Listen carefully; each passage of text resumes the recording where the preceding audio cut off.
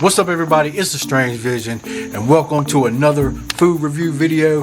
Today, hey, it's about that time of year where the weather starts to cool down a little bit, the leaves start to changing, and then you get the smell of pumpkin spice in the air. So today we're going to try something new, and it is Frosted Flakes pumpkin spice corn flakes. So I got my bowl, I got me some milk, I got my corn flakes. Let's give it a smell test. Definitely smells like pumpkin spice. All right, everybody. All right, here we go.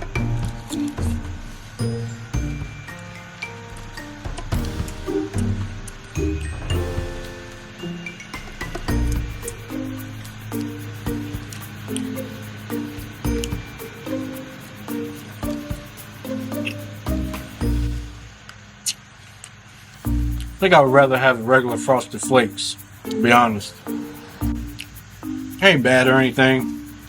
I give these a 7 out of 10. First, I guess fall flavored item. Fall season food review, I guess. I don't know.